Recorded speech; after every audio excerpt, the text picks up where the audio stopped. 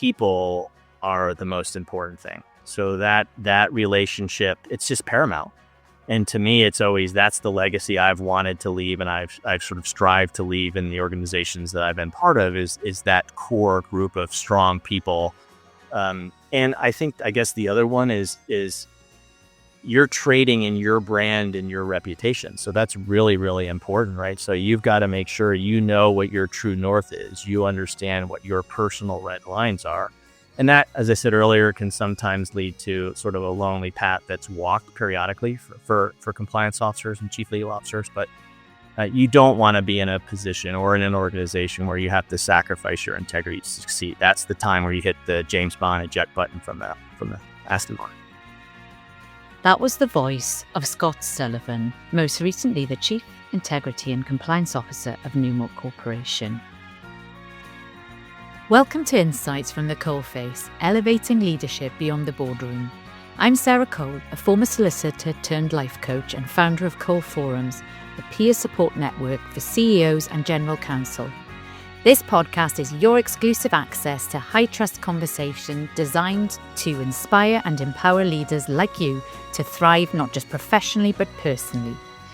In each episode, we'll delve into the challenges and triumphs of leadership, offering actionable insights and strategies to help you navigate complexity, foster resilience, and achieve authentic growth. Let's get started, and together we'll take your leadership beyond the boardroom. Scott Sullivan was most recently the Chief Integrity and Compliance Officer of Newmont Corporation, the world's leading gold company. Newmont has approximately 20,000 employees and 25,000 contractors, with 12 operating mines and 2 non-operated joint ventures in 9 countries.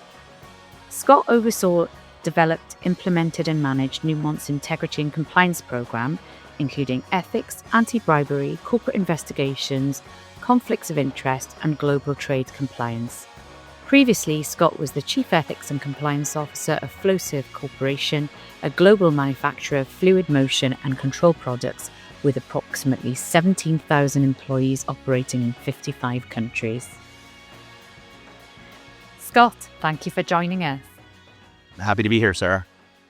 Well, I'm really excited to speak with you because we've had some conversations already, and I know you're going to really add value for my listeners. But I want to take you right back, if I could, to the beginning. Can you tell us a little bit about your childhood?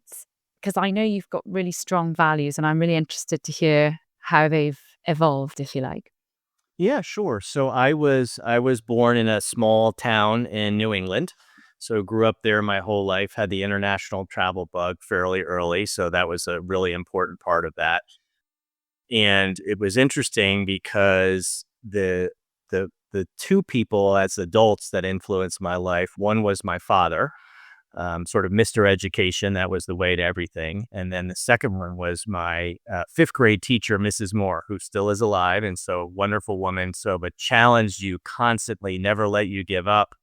It was that grit, that tenacity, that perseverance, those things of you can do it, don't quit type situation. And then I think the other 2 really are my daughters. So I have a almost 21-year-old daughter who has pretty significant learning differences, and she's had to battle the education system to get her accommodations and to get the support she needs. And then the other one is my 14-year-old daughter, who's a Chinese adoptee. So really those 2 have taught me, don't quit, don't give up, work really hard. Eventually good things will come. And do you think your dad was right on the education piece? I do. I mean, so, dad was tough. He grew up in that post-World War II generation. I heard many, many stories about working at bakeries while going to school and those types of things.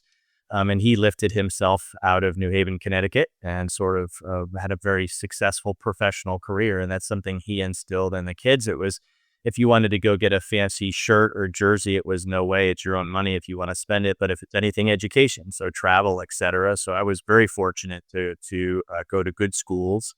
I had an opportunity to live and study abroad in Israel and Australia and Spain and Canada. So very, very fortunate to sort of have those international experiences, which really shaped who I am and also ultimately led to the profession that I'm in.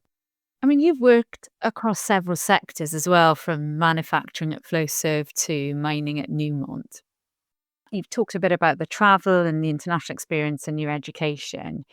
But what's the story behind your commitment to integrity and ethics, do you think?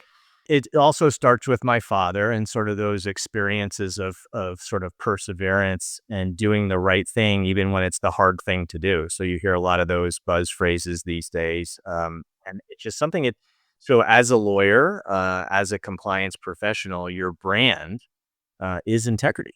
And so you have to consistently demonstrate that. And it can be a lonely journey at times, sometimes in organizations and in different situations for sure. But I think it's just something that I gravitated to, the creative aspect of the integrity arena in the world. And it was really, to me, the law was always the floor. And then so you could really do great things with integrity, with ethics, with culture to build organizations that are well suited to deal with the needs of the current and future days and the like. So it was something that just always, like, how do you figure a way to have that win-win?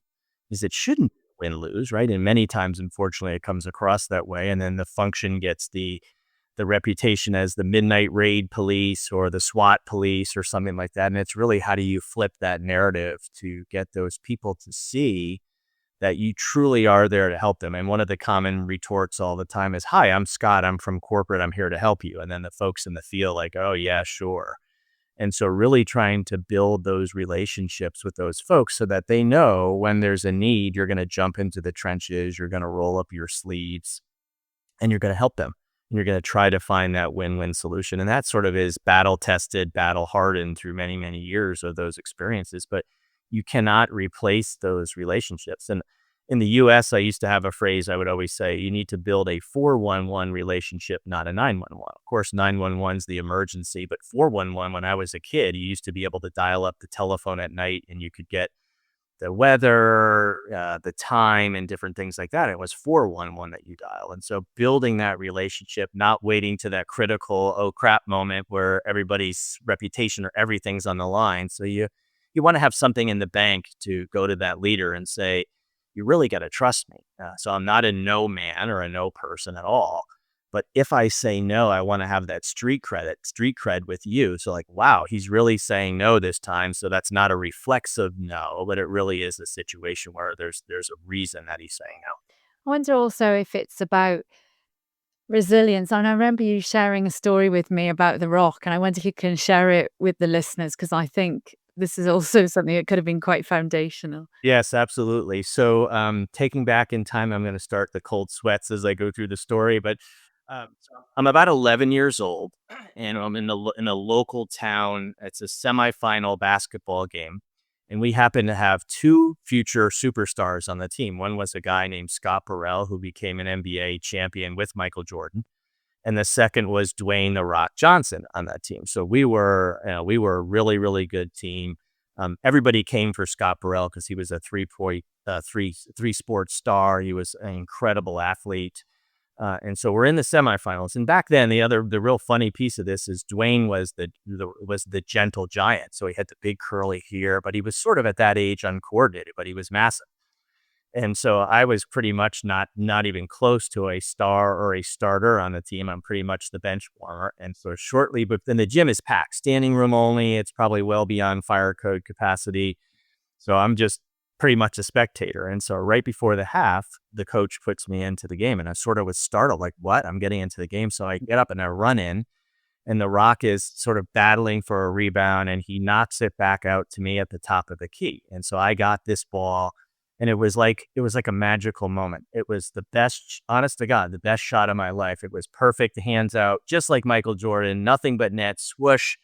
The crowd erupts. It's ecstatic. I'm jumping up and down, and I just look, and there was a funny tinge to the cheers. Well, what happened was I shot the ball in the wrong basket. So I shot the ball in the basket for the other team. So at 11-year-old, absolutely dejected, almost in tears, go to the bench. So it gets worse. So uh, the game ends. So we were upset in the semifinal game. We were supposed to roar through. It was, big news. But not only did we lose, we lost by 1 point, and I had scored 2 points for the other team. So that's one of those days for me that was a character builder. There are other stories, but that's probably my most 10 seconds of fame situation for sure. And I think it does bring to life your sort of approach, I guess, because it's a funny story, but it must have been really quite impactful to you as an 11-year-old. I mean, that's really quite crushing. And the resilience that you've shown to come back from that, I think, is kind of integral, and it comes up time and time again in the podcast.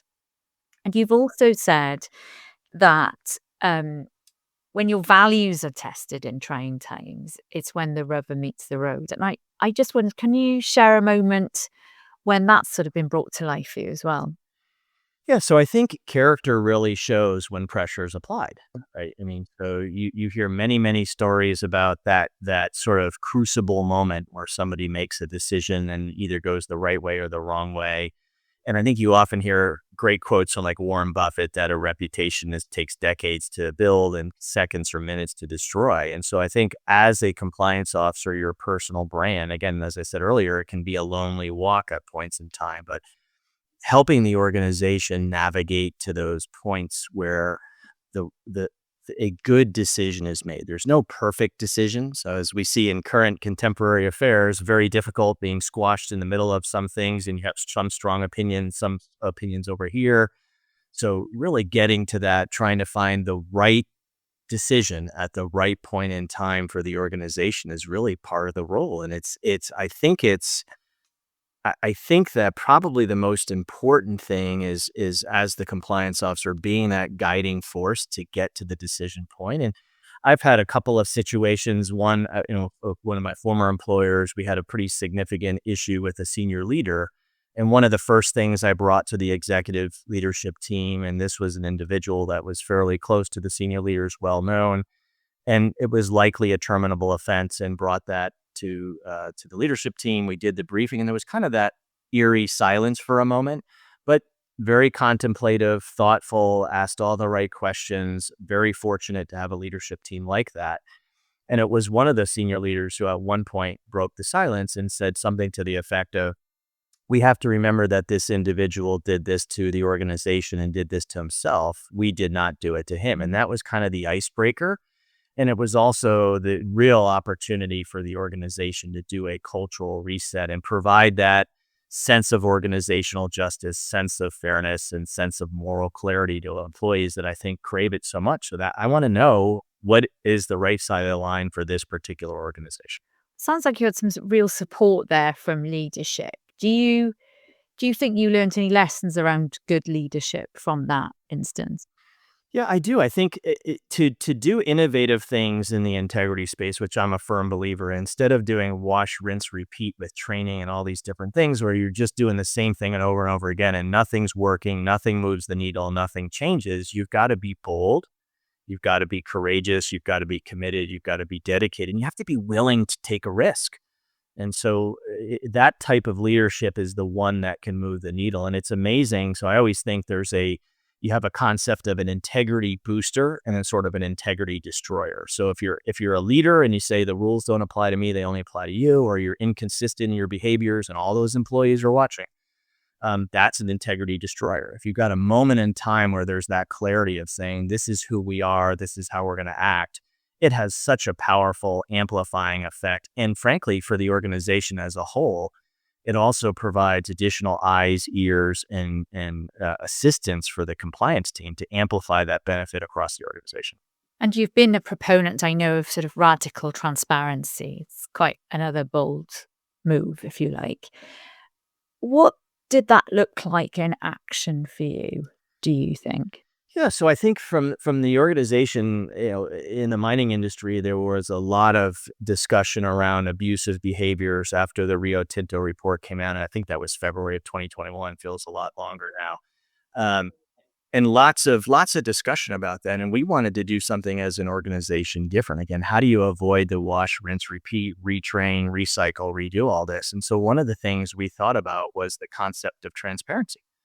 Increasingly in society, you had stakeholder transparency, et cetera. And so ultimately what we decided to do is we probed a little bit and we took some chances because of course there's litigation risk and data privacy risk, but in a number of sort of key cases. And again, these were not the little guy or gal getting in trouble. These were more significant material consequential, serious cases, we made the decision in some cases, external publication, but mostly internal publication of lifting the hood up. And it had the effect of, wow, I mean, the company is really serious about this. They're telling us all of the details of what went on so that we can see what happened and what went wrong. But perhaps more importantly, it also talked about the fairness of the process, right? There's no axe to grind. We really walk people through what the process was and all the steps that occurred. Initially, there was some concern. So when you publicize, and this was publicizing names and details, when you publicize, is this too much of a sort of a retribution effect, or is it unfair to somebody? But if you think about in the space of abusive behaviors, if you had somebody who was a perpetrator, and you're a good corporate citizen, a good corporate stakeholder, do you really want to release that individual into the general population, the general workforce, when he or she may have committed some pretty significant or serious offenses? You have to balance a number of things and how you do that. In the case of abusive behaviors, you need to think about the survivor and what that means for that individual and whether that individual wants things publicized. And so it really became a way of being transparent with the organization, of saying, here's where we draw the red lines. If you do these kinds of things, you're going to be exited from the organization.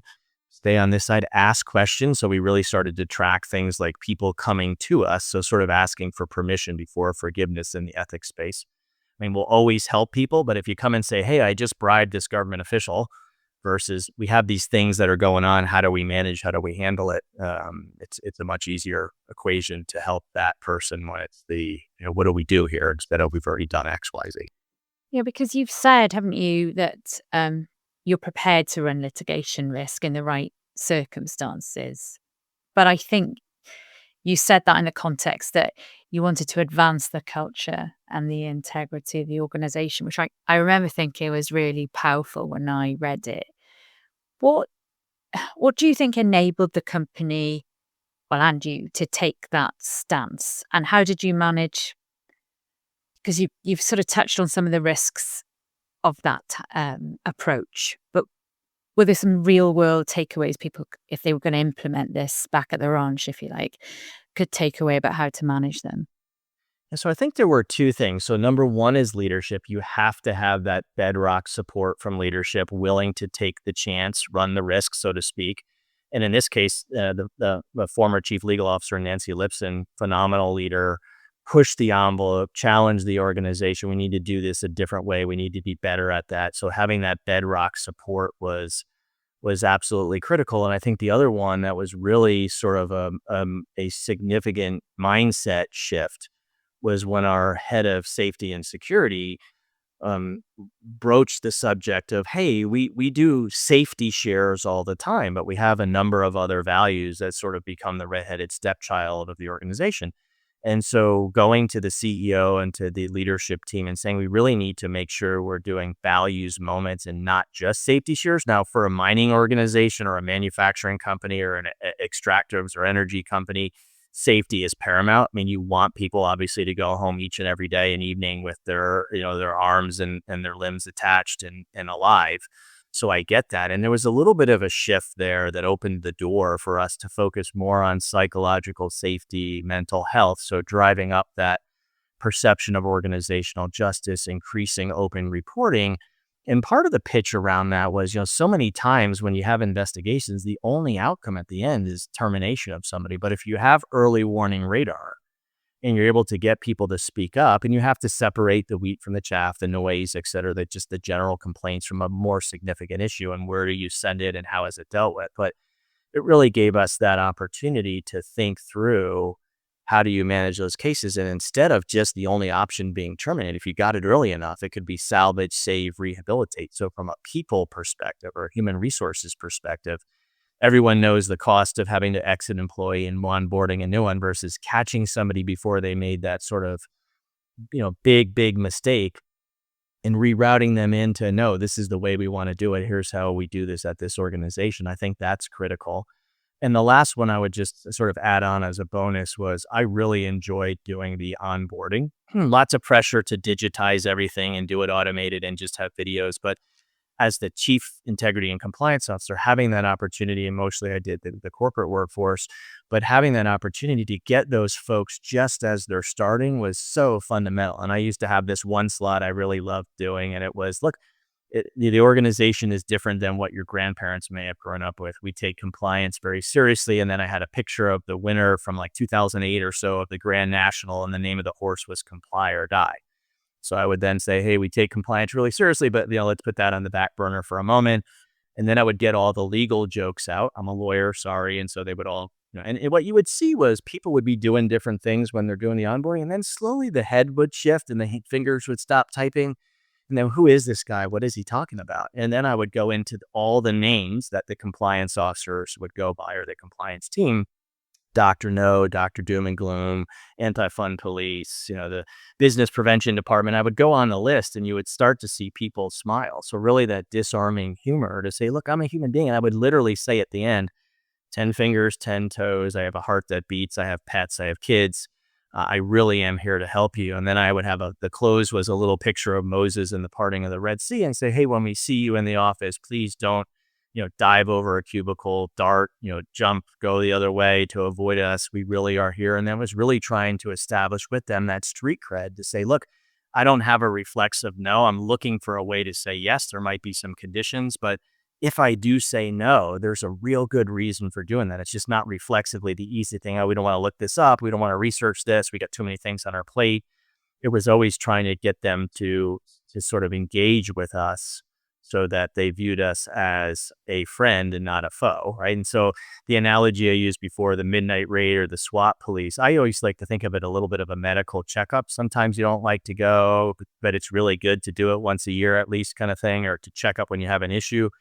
And the preventative, proactive piece of that equation is really important. And I think people still go back to the police because some of the functions within an integrity and compliance function might be investigations. They could even be security. There could be different things that are in there. I said, okay, look, if we have to use the police analogy, can we go back to sort of the Bobby in London, that the person that does the beat patrol? So, they know all the neighborhood kids. They know all the owners of the shops. They're walking. It's much more engaged in the community than the person that literally is rappelling from the helicopter with the machine gun, into the midnight raid. So that became really, really essential. That's the first time you had them. And this is like, wow, this is different. And it literally would be from this to like, who the heck is this person? And so then you would get a lot of follow-up from those folks afterwards. Thanks for the presentation, and really gave me a good insight into the organization.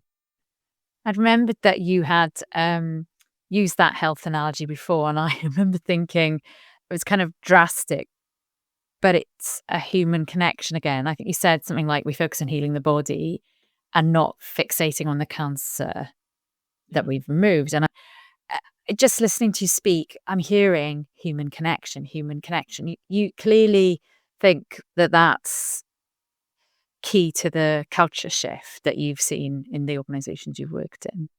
Yeah. And I always think, if you think compliance, so compliance versus integrity, ethics, and culture. So compliance is the easier one. That's the math science side of the brain. Most organizations get that. It literally is 1 + 1 + 1 = 3. So it's applying willpower to, and it's like project managing an equation where you bring in, you bring dollars, people, and resources to attack the challenge. You need a new policy, you need to roll it out, you need to do these mechanical things. When you get to the culture, the integrity side, it's more art than science. It's squishy, it's touchy-feely, it's really, really hard to measure. There's a lot of push now for how do you define effective compliance, and putting out, all these compliance reports to the public is sort of like ethics washing, and it doesn't really get to effectiveness. It is really, really hard. And it's lots of lawyers and law firms always say, well, it depends. It's so unique to each company, and I can't just give you cookie cutter boilerplate stuff. When it comes to culture, it is very, very true. You have the dynamic of the leadership team and the board. You have middle management that's there. You have the industry that you're in, the history that you inherit on that. And so it is really a more difficult challenge. And I would say maybe 2 to 3% of companies get that right. I've been very fortunate to be at a company that has gotten that right. It is also fleeting. So, again, Warren Buffett, going back to the quote of reputations take decades to build and you destroy it in a minute. So really having strong governance around that so that everybody makes an eyes wide open decision when you're shifting culture. And cultures have to change, they have to evolve, all those kinds of things. But just got to be really, really careful. And it could be little things that, like senior leaders, again, this doesn't apply to me, or I'm going to just take a shortcut. And when people see that, it's kind of the view of this is what the stated culture is, and this is what the real culture is. And so we used to always say what gets celebrated, what gets recognized, what gets rewarded. That's the real culture. It's not what you put in your code of conduct or in your training materials. It's really digging into that to understand what goes on the ground. Yeah, and I remember reading in the LRN Ethics at Work report that 94% of companies said that ethics was important. But interestingly, only 52% felt that their company rewarded ethical behavior, to your point. How do you think that perception gap can be bridged? How can Yeah. we... So I think the only way, again, is to have that leadership team that is fully aligned.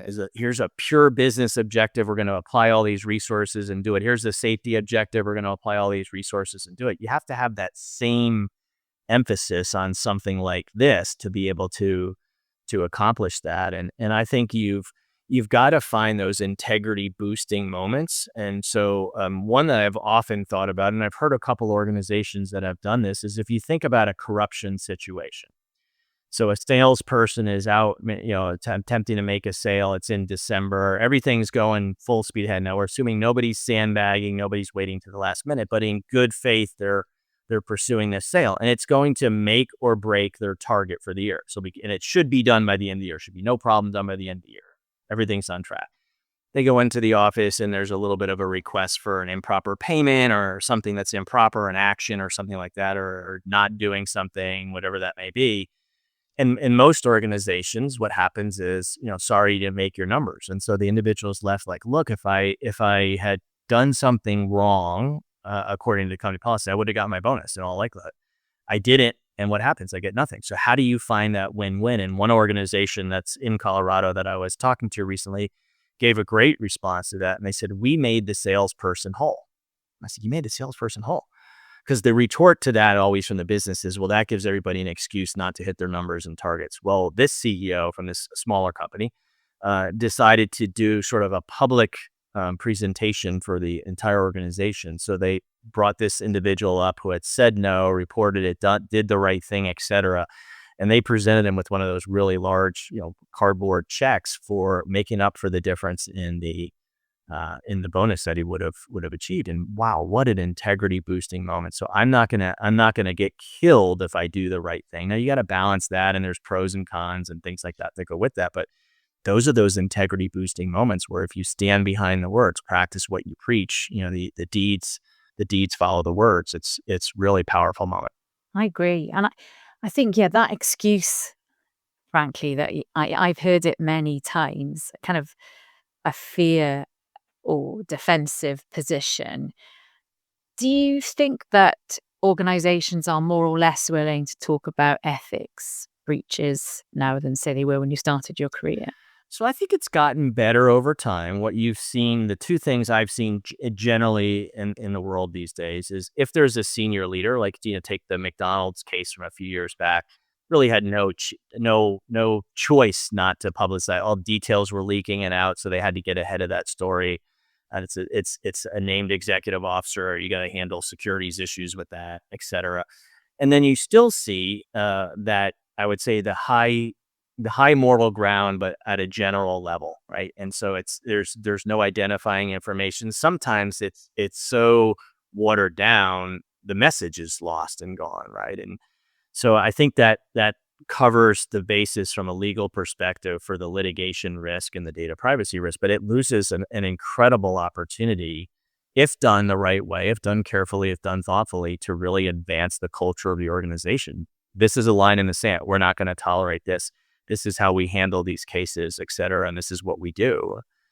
And with the human piece to that as well. So, this is what we tried. This is how we did. And this is how we treated the individuals involved in these cases, for sure. I think about your career. I mean, you've worked through those crises yourself, several of them, including the pandemic. And I remember reading that Newmont, when you were there, established a $20 million fund for communities and paused operations to safeguard workers. I mean, that is a huge deal. And I wondered, what did you learn about ethical decision making under pressure that, again, listeners could take Yeah. away?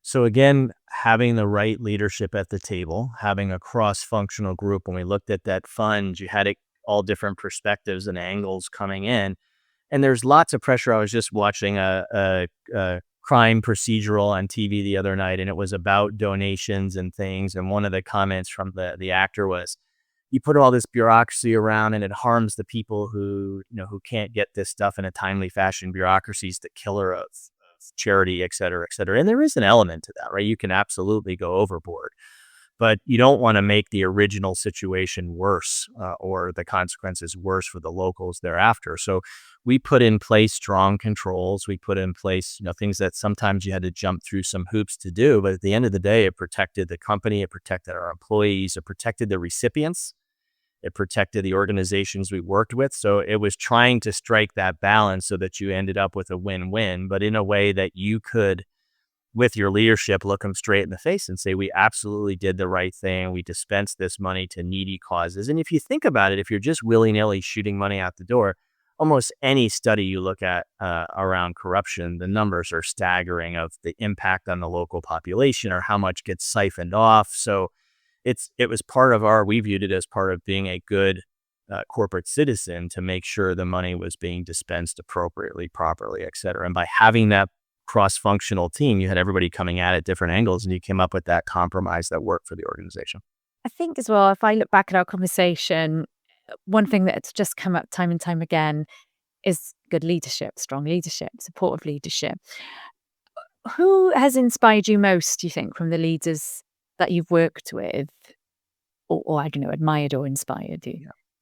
So other than Mrs. Moore, my fifth grade teacher, um, definitely Nancy Lipson. Nancy was the former CLO for Newmont. Nancy recruited me. I came to Newmont for Nancy, and it was a fabulous partnership. Nancy is one of those rare breeds of the CLOs that just gets it. I mean, she really, really took the reins as the chief legal officer, challenged the organization, pushed the organization into a way that made me incredibly proud of being part of her team.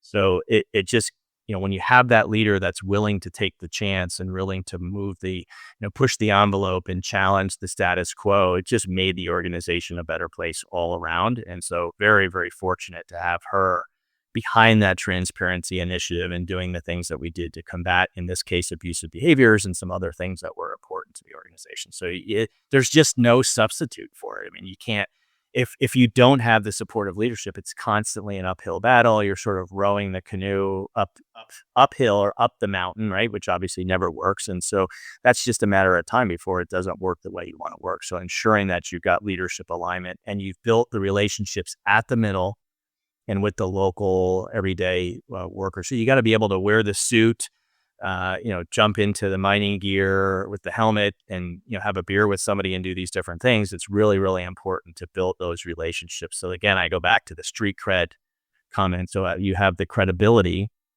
as the compliance officer to engage with folks and help them navigate the challenges that there's no way they can avoid. And just for the listeners who are leaders themselves, I mean, obviously, you kind of got two hats on, haven't you, as a chief compliance officer? You're reporting up to leaders, but you're also a leader yourself. So what would you say is the sort of secret sauce for supporting your chief ethics and compliance officer, for example? What leadership traits? Yeah.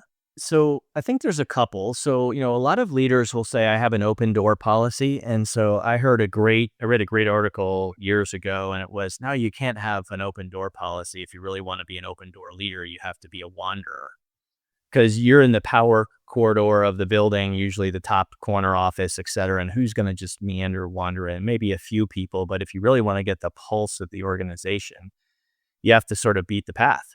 And so having a leader that's willing to get out into the field, talk to people, that has the gravitas and the followership where people are going to come to you in a moment of crisis. And another thing I always look at is, do they just come to me for an ethics issue?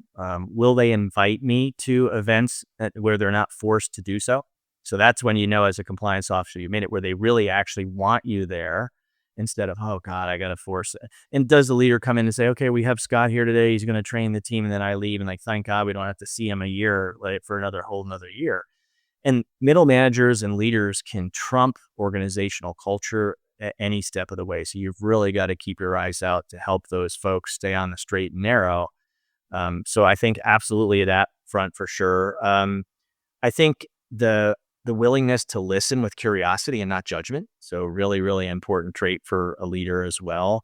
And then I think that person has to have a backbone, and they have to be willing to challenge the status quo or push back on peers and colleagues when it's the right point in time. I mean, obviously there's politics and all those kinds of things that are there, but when it comes to doing something right for the organization, and sometimes it is a lonely walk for a compliance officer, or, a walk of two with the compliance officer and the chief legal officer to move the organization in that direction. But that's part and parcel of the role. Yeah, in fact, we had a podcast with Mark Babbitt and Chris Edmonds, and they were big proponents of the floor walking as well. So I think that has come up time and time again.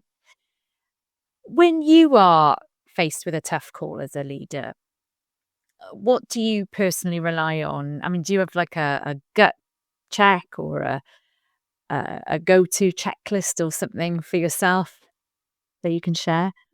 Yeah, I mean, I think it's I think about more, I guess, around maybe it's like a framework for things. And gut is really important. And gut's gotten an instinct have gotten bad names lately, right? And it's all around this, oh, we need to have data and all that. And absolutely true. Like, data informs, but at the end of the day, many, many times what you're hired for, or the value that you bring to the table, is judgment and experience and applying that to the situation. And many, many times it's got an instinct. It's like, this just doesn't feel right. And you can't ignore the data. It's not something that sort of sits in space in a vacuum. But there are times where judgment trumps data. I mean, data is a tool to the organization, just like, in my opinion, AI. You want to harness AI so it doesn't harness you. And the same thing with data. You can have a data tsunami where you can't see the forest through the trees, and then you have no actionable insight. So really, part of what we have to do is take the data, interpret the data, and then use that data for that. So I do think gut and instinct are really go-to. And I think sunshine as a disinfectant is always an important one, having that core group of people that you can bounce an idea off. I recommend the same for every employee, right? If 3 or 4 people align and, this is probably the right thing to do, you're probably in a decent shape to do it. If, oh my God, that's really unethical, that's a problem, you better go ask the compliance officer, the legal team, whatever that may be. So I think that safety in numbers approach is really important. And then for me, it's always been, you hire great people and you set them free and you let them do great things, right? And so one of my mottos has always been, you basically build a team so strong you don't know who the leader is, or somebody doesn't know who the leader is. And so that's really, really important, that you're empowering your team, that they are part of the mission of the organization and they're built in. So I always think you want to be built in, not bolted on to the organization. So where there's real value add. And competitive advantage is a strong phrase, in my opinion. I like competitive edge, but there are many, many stories I can walk through of giving examples where the thing that might put you over, that you're tied, and the thing that might put you over is something you've done in the integrity space or the safety space. So those values, if they truly are values and they're not just initiatives that blow this way, that way with the wind, and you live them and breathe them every day and you stand up for them when they're under attack or assault, they can really be differentiators between you and your competitors or other people in the industrial space. And that's really important, isn't it? Because I think we're hearing time and time again statistics around the next generation of compliance officers, compliance leaders, and they're really seeking reassurance around that sort of moral compass approach. I think they want to see it. I mean, in terms of that sort of next evolution in ethics and compliance, you've spoken a lot about sort of human-centric or even sort of trust-based approach, really, the way you connect with people. Do you think that will overtake the more regulation approach, regulation focused approach? Or do you think it will always dominate? Well, I mean, I think the human-centered approach is essential, and it's the way to make connections and build relationships so you can get to proactive compliance. Data is absolutely critical. I used to always say compliance is like a three-legged stool. It's got people, process, and systems, right? So there's always it got like, okay, we're going to AI everything, and then what do? We can get rid of people, right, or reduce the number of people. But usually, what happens, there's so much more that's sitting on the plate that the compliance team can't get to. So you're reducing the repetitive tasks with AI, and then you're going up the value chain of doing things. But if you have a three-legged stool and you take away one leg, the stool falls over, right? And so I think there is, and it goes is like a pendulum swinging. It goes with time. You say, okay, AI can replace everybody and everything, and it can replace judgment. You don't need human beings. They have errors. So there is a role for that AI, but is how do you harness that technology or the system or the process to do what's right? You just can't replace human judgment yet. I mean, maybe some point you'll have Terminator 2 and Skynet taking over the world, but I think the human centered approach at least has to be on par with the data, with the technology, and with the other things about process and systems. Otherwise, it's a robotic thing where, my goal was always, how do you get this to be second nature, part of your corporate DNA, where people are making the right decisions, doing the right things on their own, they're self-policing, et cetera. So build a team so strong you know who the leader is, you almost work yourself out of a job. As a compliance program, if you've really got confidence in your program, you're trying to get to it where there's less of a need for you, where it's so embedded in who the organization is and who the employees are. You got to onboard the right ones, make sure the bad ones don't get on board, continuously reinforce the message, have those integrity boosting moments. New leaders come in, you got to make sure that they get the ethos of the organization. So it's a long-term process. There is not in my mind a silver bullet or a magic potion or a secret sauce for there's general things you can pull and try. And it's a lot of trial and error. I always think of like the witch's cauldron, mixing things in to try to get what's right for the potion on that kind of thing. But it's trial and error. And a lot of people don't want to do trial and error. It's hard to measure all those kinds of things. But the value of that, if you can get to that, it's like the holy grail for compliance, or it's like hitting the nirvana moment for compliance. And if you could give one message, because you've talked a lot about people you're onboarding, what have you, so you must have felt there's a theme there. What is the message you would give the next generation of chief ethics and compliance or chief integrity officers?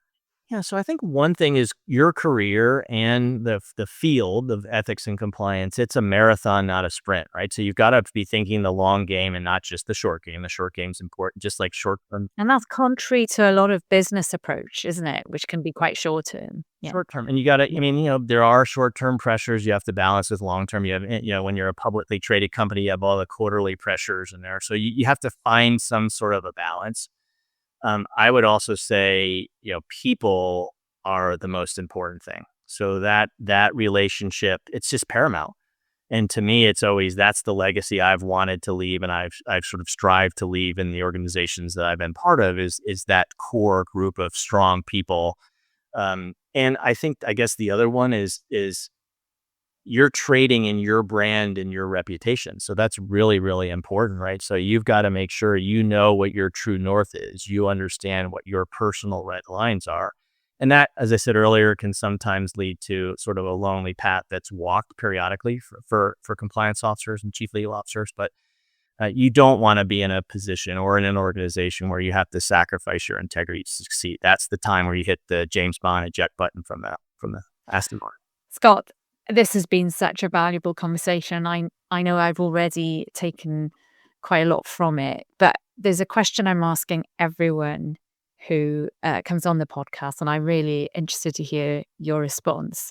And the question is, if you had to put a leader's survival toolkit together, what would you put in it? So this could be anything: values, habits, people, items, but what would you put in it? Yeah, I think so many times it's like we just need to survive. And so my goal has always been as a compliance officer, how do we make the team and the organization thrive, right? You wanna be at a place you're really happy and proud of being there. But I think full stop, bar none, it is people. They have to come first. And I've seen in my career sometimes where you might be critiqued or criticized as a leader for being indecisive or not perhaps ruthless, right? You're not exited this person. And I like to make sure I've done everything in my power to make that person successful. So I've recently almost done with my executive coaching certification. Wanted to do that to be a better leader, to make sure I'm listening with curiosity and not judgment, and doing all the right things to be a better people leader. And that is such an important thing because it helps you to build and empower that team where it can transform an organization and not just muddle through that process. I also think in part of your toolkit is you really have to know who you are. So like I said earlier, understanding your moral compass, your true north, what your red lines are, how you operate and your style. And then I always, when I talk to students that are looking, getting ready to graduate and looking for employment, I always say, yes, you look for an organization when you go somewhere, but the leader that you're going to work for, that person can influence your career more than anybody else. So do they have integrity? That's the person that controls the purse strings, the one that does the evaluations, that has your back in all those moments. So really making sure it's not just the organization that you're going to work for, but it's a phenomenal leader. And that goes into personal development. That goes into having support when the chips are where they may be. And then I mentioned earlier, picking the smartest people you can, setting them free, letting them do great things. It's so essential. When you see that, it's like you can sit back, cross your arms, like, wow, and we've really made it as a team. And you then see the value add. It just comes through very strongly. Oh, Scott Sullivan, that was absolutely gold. Thank you very much for your time today. Thank you. Thanks for joining us. Thanks, Sarah. That's it for today's episode of Insights from the Coalface, Elevating Leadership Beyond the Boardroom. I hope this conversation left you with fresh insights, new perspectives, and a deeper connection to the challenges and opportunities of leadership. If you found value in today's discussion, I'd love for you to share it with your network, leave a review, or reach out to me with your thoughts. Leadership can be a lonely road, but it doesn't have to be. Let's keep learning, growing, and supporting each other. Until next time, stay resilient, stay authentic, and keep leading with purpose.